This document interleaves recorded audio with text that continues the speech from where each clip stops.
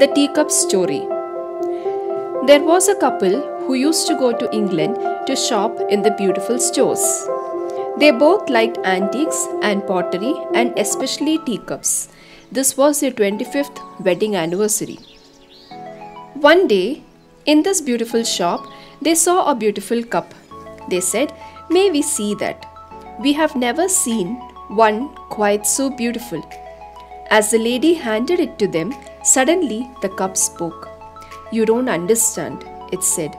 "I haven't always been a teacup.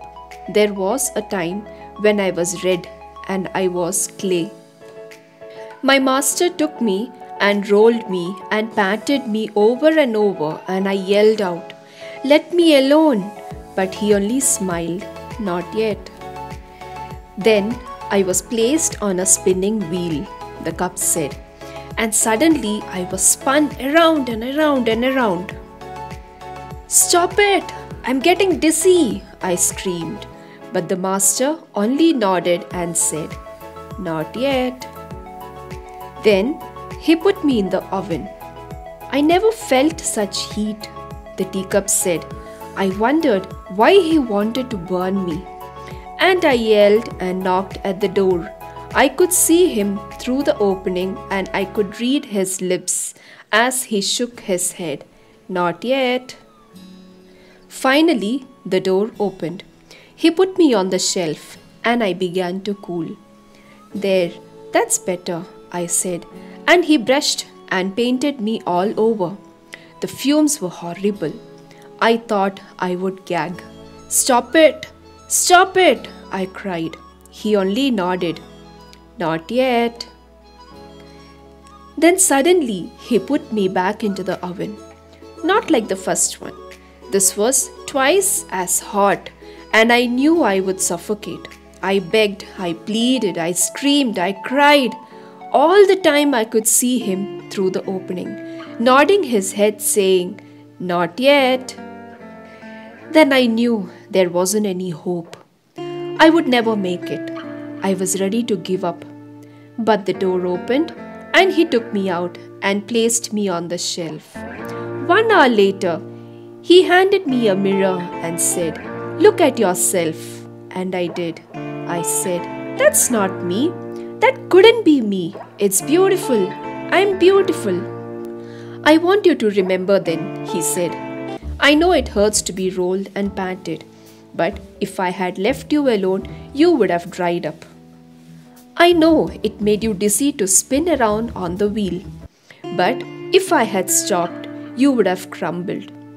I knew it hurt and was hot and disagreeable in the oven, but if I hadn't put you there, you would have cracked. I know the fumes were bad when I brushed and painted you all over, but if I hadn't done that, you never would have hardened.